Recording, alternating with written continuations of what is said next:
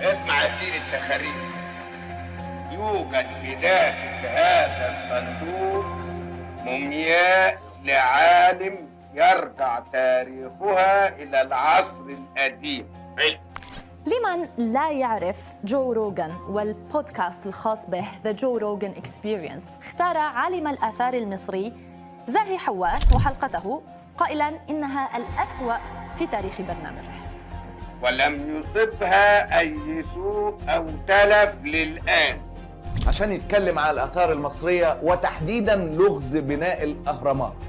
بدأ التوتر بين زاهي حواس وجو روغان في الحلقة عندما عرض المذيع صور وجود أعمدة تحت أهرامات الجيزة. زاهي دخل الحلقة زي ما متعود ينخع في مصر بكلام كبير واكتشافات مهمة وحقائق جديدة عن بناء الأهرامات ومعلومات لأول مرة تتقال. بياع، زاهي بياع زيه هو نتاج تلك المرحلة العافنة من تاريخ بلادي، وهي عرضة لأن تعود إليها الحياة إذا عرف أحد العلماء سرها. لكن لما بدأ جو روغان يسأله فين الصور، فين الأدلة، فين المصادر، الإجابات كانت غريبة جدا. إن لقاءه مع زاهي حواس هو أسوأ حلقة له على الإطلاق، واصفا الدكتور عالم المصريات بالمنغلق والمتشدد لأفكاره على حد تعبيره. زاهي قال له موجودة في كتابي. قال له طب فين الكتاب؟ قال له متوفر على الانترنت. قال له طب معاك ملفات مهمة؟ قال له أكيد على الكمبيوتر. قال له فين الكمبيوتر؟ قال له في البيت. بقى بذمتك ده كلام معقول؟ And why is this not online? Whoever put it online, it's in my book. Do you have the footage here? If you can come to my lecture Oh, come in on, Houston. man. Well, what about right here? أني مغفل اللي يصدقه. Right now. Where do you have it? Do you have it on you? In my computer Where's your computer? in Las Vegas. أني مجنون ده اللي يصدقه. ايه ده؟ انتوا بتسألوا أسئلة صعبة جدا هنا. أنا في دولة العسكر بزرط أي زرط محدش بيسألني. انتوا ازاي كده؟ Yes, Can we see this? The graphs online. yes, in my book. I don't. Boy. I do. Oh. هو البرنامج ده اسمه السؤال؟ مفيش إجابة؟ هكذا بدأ اللقاء والذي تحول لفضيحة عالمية بدون أي قدر من المبالغة. Show it in the show. I can Like send this it show. tomorrow. Okay. You can send it tomorrow? Yes. Okay. أنا بدي أفهم أنهي دور يوافق على الكلام ده. Yes, Can we see this? The graphs online. yes, in my book. It's in my book. It's in my book. It's in my book. وعند سؤاله عن بناء الأهرامات من قبل الفراعنة رد أن الإجابات موجودة في كتابه الجيزة والأهرامات. حاولنا ندور على كتب زاهي حواس لقينا انها مش متوفرة على النت ولا حاجة. تحميلها متوقف من قبل المالك. Yes, in my book. امبارح كنت قاعد مع دكتور عالمي عايش بره خالص، بره مصر خالص. فين يعني؟ عايش في العالم، في حتة في العالم. في العالم في حتة كده جنوب المكسيك أو قرب الأرجنتين. لما دورنا اكتر كتبه ما بتنزلش. لقينا ان زاهي حاطط كتبه على منصة امازون. Yes, in my book. أنت النبادي بقى على السرايا الصفرا عدل. خلاص العوض عن النهر عقلك. والنبي. ما فسره الكثيرون على أنه ترويج لكتابه على حساب الحضارة المصرية. اخي يبقى عندك كل تلك الوثائق في حين ان الشعب ما يعرفش اي حاجة وتبدأ تبيع الوثائق ويبقى كتاباتك بالكلمة مقابل كل دول بيسرقوا من دم مصر. وايه اللي حصل؟ دخلت على طول قعدت مع الدكتور. دهشت معاه قلت له عندنا مشكلة. دكتور عالمي ما شاء الله عليه. وقال حواس في مناسبات متكررة كل الإجابات على الأسئلة موجودة في كتابه. Yes, in my book. بيحول أي حاجة لأي حاجة. تديله خلاط يديك فريزر. وأيضا تساءل روغان حول كيفية نقل أحجار الأهرامات التي تزن بين 50 إلى 80 طناً لمسافة 800 كيلومتر. Yes, in my book. تديله فريزر يديك ثلاجة. جو روجان ده صديق واحد اسمه جرام هانكوك انجليزي عايش في لندن، وجرام هانكوك طول عمره بيشكك في الحضاره المصريه، وانا نظرته في كل مكان وكسبت المناظره معاه. تديله ثلاجة يديك مروحة سقف، تديله مروحة سقف يديك مروحة أرض. عالمي. Yes, in my book. ده مش دكتور، ده بتاع روبابيكيا ده. لا هدوم قديمه، يديك طبق بلاستيك وتديله بقى. ايوه صح بتاع ساكسونيا، هو ده بتاع ساكسونيا. لا لا لا لا بيضحكوا عليك يا ابني، ده عالم جاحظ. وبقول له كل الحاجات العلميه اللي بتقولها كلام غير طبيعي وغير حقيقي، لان ده كله كلام مرسل، مفيش دليل اطلاقا على اللي بيقوله. Yes, in my book. ايه انت كنت في سبينس؟ ايه كنت في سبينس؟ كنت في جنوب المكسيك. زي حواس كذلك، رجل بيحتكر معلومات يبيعها وبيروج انه يجيب سياحه لمصر، نصاب لكنه ذكي جدا ودماغه شغاله، بيعمل حركات ويزعق ويخش بسيجار. انا مش عايز اقول لهم، مش عايز احسن يشتموني، مش عايز اقول اللي حاضر ده مش حاضر ببلاش، دافع فلوس عشان يحضر. ده احنا اللي دروكنا اللباري جوه الشباري بالدهلكه. وان الشركه المنظمه دي دافعين فلوس كل يوم ده طبعا. ايه بالدهلكه؟ اعمل لك ايه بقى؟ ما انت ما بتعرفش لغه. ولكنكما ايضا التقيتما على ما اعتقد. خلينا اكمل من فضلك بقى، يعني انا بكمل تفضل. سؤال، انت بتقاطعيني وانا ما اعرفش بتكلم بعد كده. تفضل. باين على ابو شكلك. الكتاب عامل 50 جنيه استرليني، بقول لك نحت وبر مصر زي حواس. يا روحي على الجرايم اللي بتنزل. وعند سؤاله عن بناء الأهرامات من قبل الفراعنة رد أن الإجابات موجودة في كتابه الجيزة والأهرامات. Yes, in my book. والنبي يا ابني انت خسران في الشغلانه دي، ده انت تعيش من غير مخ احسن. ما فسره الكثيرون على أنه ترويج لكتابه على حساب الحضارة المصرية. عيب ابو صلاح، ده احنا كسيبه ومخلصين وبنطلع القرش من بذر العنب. وده التوصيف الوحيد اللي تقدر توصف بيه زي حواس ومن يشبهه في بلادي وهم كثر. أستاذ التاريخ أوستن ألين بتنسب إليه جملة مهمة جدا بتقول: الفساد يزدهر في حضن النفاق. مواطن مصري موجود مع أغلى وأشهر يوتيوبر موجود في العالم وقاعد بيتكلم عن الحضارة المصرية. مين اللي احتفى بذلك اللقاء؟ الإعلام المصري العظيم. في جدل جوه الحوار، قلنا إنه جوه جدل كبير يعني. الفقرة دي عن عمرو أديب وعن زاهي حواس، وده مش أول مرة، ده بيحصل كتير. إنما أنا شخصياً كمواطن مصري كنت سعيد سعادة كبيرة. خرج عمود خيمة التعريض المصري السعودي يصف اللقاء باللقاء التاريخي، وأعاد صورة مصر العظيمة وروج للسياحة بشكل مذهل وغير مسبوق. امسك أعصابك، امسك أعصابك. وإنه أول يوم عمل 1,000,000 فيو، فخور. هيلعب الدور ده بتاعه زي حواس. النفاق بيلعبوا الأخ عمرو أديب، الاتنين مع بعض. اللقاء بعد ليلة كان عامل 1,000,000 فيو، النهاردة عامل 1,100,000 أو 1,200,000. فاللي هيسألك بعد كده النفاق يعني ايه، هقول له على عمرو أديب. مش يعني العالم كله يعلم من هو الدكتور زاهي حواس. اتعمل فيديوهات عن الفيديو، يعني اتعمل بودكاسترز عملوا فيديوهات يقولوا رأيهم في هذا اللقاء. والله يا استاذ احمد انا سعيد يعني ان الاعلام يعني واقف في صف. امبارح الاستاذ عمرو اديب الحقيقه عمل حاجه كبيره، وانت النهارده اللقاء مبهر. نفس التطبيل ونفس الإفك اللي بيمارس في كل المجالات، هو ده اللي خدناه من ايجيبت. فلما يقول لك واحد زي عمرو دارس انجليزي كويس، بيقول لك فيكتوريا كوليدج، لما يقول لك ان ده كان لقاء عظيم وزعق الزعيق ده، فانت قدام لقاء عظيم برضه.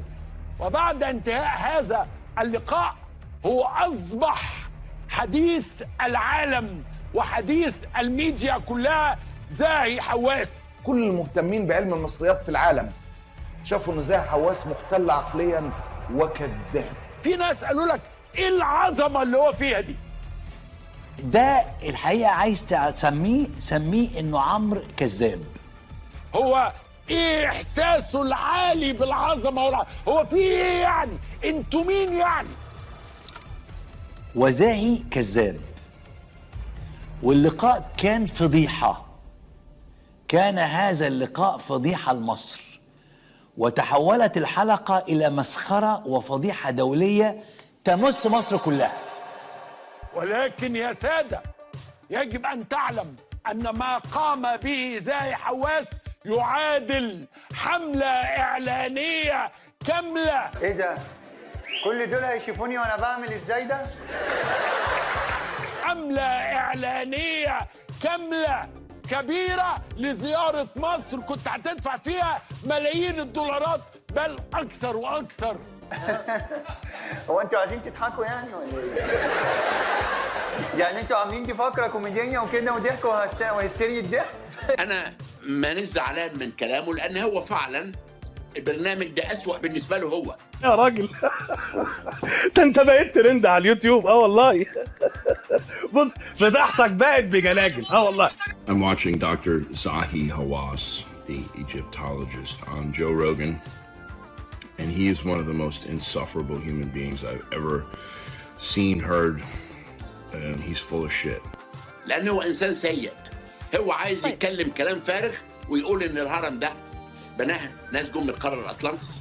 فاضل لك خناقتين وتنافس نمبر 1.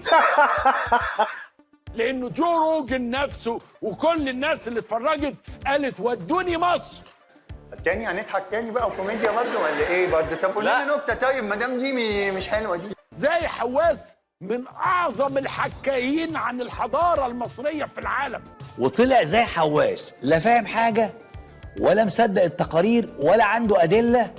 وبقول له كل الحاجات العلميه اللي بتقولها كلام غير طبيعي وغير حقيقي لان ده كله كلام مرسل. مفيش دليل اطلاقا على اللي بيقوله. يخرب بيتك انت ايه عاملين في وشك براميل هوا. وبيقول لجو ده ولا جو ده بيقول له عايز روح كل ما يساله عن معلومه يقول له فين المعلومه دي؟ يقول له في الكتاب بتاعي. يقول له فين الكتاب بتاعك؟ يقول له الكتاب بتاعي على اللابتوب. يقول له فين اللابتوب؟ يقول له في لاس فيجاس. الشكرمون ضغط الطرارول طبعا مفيش سكه لو جبنا مفتاح. لكن لما تيجي بقى تناقش واحد سنه عمره وحياته في الهرم لمده 57 سنه وجاي على نفسك او انا هضحي عشانكم انتوا كناس. تعبيط يلا. حفر كل رمله هناك وطلع ادله مكتوبه وغير مكتوبه بتثبت عكس الكلام ده. انا مش شايف ايه اللي يزعل. ايه المشكله فيا؟ انت تدمر السلاله انت. لدرجه ان جو ده طلع قال ان دي اسوأ حلقه في تاريخي وتاريخ البودكاست. خلاص انت في ايه يا اخي؟ ايه ده عايز بتنبهه ليه؟ ايه اللي بنبهه ليه؟ واحد ماشي في طريق الضياع سيبه خلاص ما ترجعوش. هو يبيع هذه الحضاره وهذا المفهوم ويجعل مصر قبلة للسياحة، يجعل مصر هدف. الناس بتبص الهرم خوفه بس. نعم. احنا عندنا 120 هرم والحسابة بتحسب. كل من شاهد زي حواس حبه أو كرهه قال لك إيه؟ ودوني بقى أشوف الموضوع ده. حيث علق مقدم البودكاست قائلا من المدهش أن نرى هذا الرجل ذي العقلية المغلفة الذي يتولى مسؤولية كل حراسة كل المعرفة عن مصر. هذا العمل الجليل الذي قام به زاهي حواس يجب أن تكون فخور جدا. شايف يا ابني كلام الناس اللي بتفهم؟ أنا بعون الله مطمع لأي مزة. مزة جامدة بتتفرجوا على فيلم 6 ولا تحسين؟ Zahi Hawass has just completed an interview that he's had on the Joe Rogan podcast. And there's one thing that rings true. This man is unhinged. ولكن هذا الرجل قد هز العالم اليومين اللي فاتوا. وانت مكسوف تقول انك اعمى؟ ما عادي يا عم، حاجات بتاعت ربنا. روجان قال ان من بين 1800 ضيف هو استضافهم في البودكاست و2000 حلقة هو عملها كانت هذه الحلقة الأسوأ.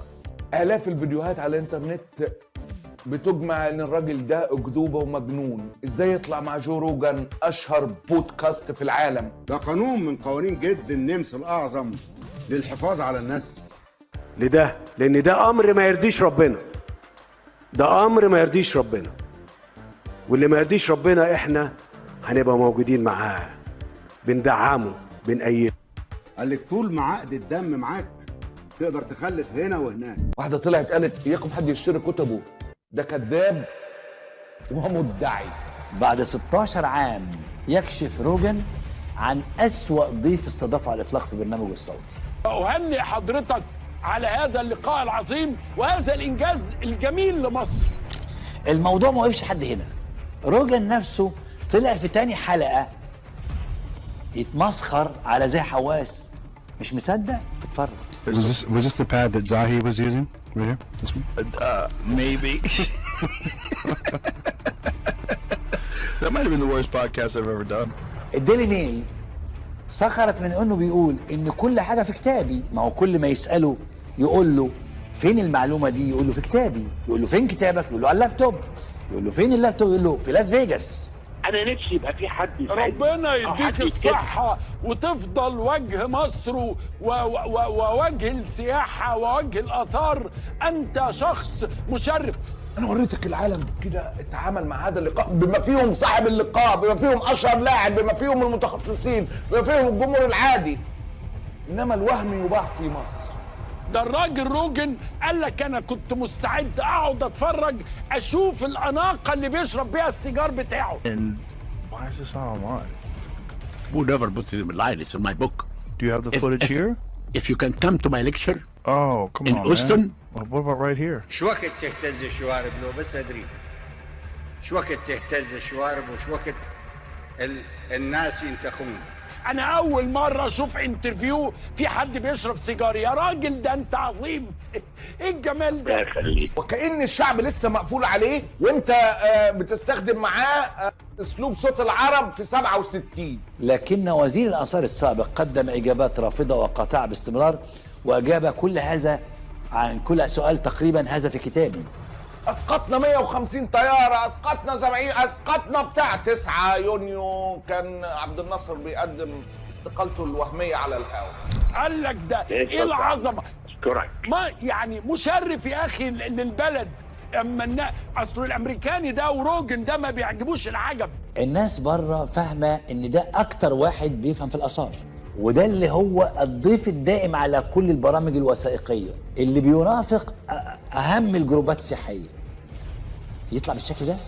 Insulted every other Egyptologist in the field of Egyptology, as if none of these people have an open mind. They're all closed-minded and can't see beyond the standard paradigm. And it's a bold statement coming from someone who's concerned with his image of being the villain, of being the bad guy. فضيحة عالمية. دليلك كان مفحما. أنا عندي دليل مكتوب. أيوة. وده عندي دليل آثار. طب أنت عندك إيه؟ الناس دول لو كانوا بنوا الهرم مش هيسيبوا اي دليل لهم. And why is this not online? Who never put it online? It's in my book. Do you have the footage here? If you can come to my lecture. Oh, come in on, Houston. Man. Well, what about right here? You have to start to question your approach. This is a bold statement come from someone who the outsiders, the layman, the general audience is viewing as the person responsible for preventing. La la la la la. He is absolutely full of shit and an egomaniac. La la la la la la la. يابا دابا ايه مش دي كاميرا خفيه؟ كاميرا خفيه. ده اكيد رامز مشرحة القلب. يا اخي قول ان زاهي حواس عظيم بس لم يكن موفق في ذلك اللقاء. العالم كله شايف، انما احنا ناخد القضيه زي ما بيحصل في كل حاجه. بقول لك مصر متصوره صوت وصوره مع الجيش الاسرائيلي في المغرب. قال لك ده ايه العظمه؟ ما يعني مشرف يا اخي للبلد. والبلد كلها طالعه بتشتمنا امبارح ان مصر كانت في تونس. يا اوساخ كنتوا في المغرب، يا اوساخ بتتدربوا مع الجيش الاسرائيلي، يا اوساخ بتعرفوه ازاي يخرج من كباين الانفاق. يقول لك ممكن، ابدا ما حصلش. كل التحيه لحضرتك. اولا هل كان في كمين منصوب لحضرتك؟ كنت متوقع هذا الامر؟ ايه البلد اللي شعارها الكذب ده؟ انتوا ازاي كدابين كده؟ فهو لما كان بيناقش حضرتك في هذه الادله كان بيقول لك ايه دليلك، فانت بتقول له في الكتاب كذا، في اكتشافاتي كذا. ده كان بيستفزه قوي. هو يقول لي انتوا ازاي كده؟ فضلتوا عايشين في غيبوبه لحد ما البلد راحت. انا ما ضيعتكمش قبل كده عشان اضيعكم تاني. بس يا عم ما دام دي بقت معانا تبقى فرجه. لا يا شيخ. المجتمعات لا تتقدم بالتاريخ، تتقدم لما تقدر تفهم التاريخ. احنا بنبيع التاريخ. اصبروا وسترى. اصبروا وسترى. ما هي دي شفتي الوفيتي بتاعت الراجل ابو عبايه. اطلب تجاه النبي وريني كده. العجب العجاب في مصر، بس اصبروا بقى. عاوزين راجل ابن حلال يخلصنا من الفقر اللي احنا فيه. يا نهار مين؟ عايز الاول اغني الناس. ابن حلال. تقدم باستعدادها انها تقف قدام العالم وتجاوب على الاسئله الوجوديه مش تهرب منها. وحضرتك تبقى مين؟ الراجل الطيب؟ انا قلت لكم مره قبل كده، يا هنحكمكم يا نقتلكم، اختاروا. يا شيخ حرام عليك.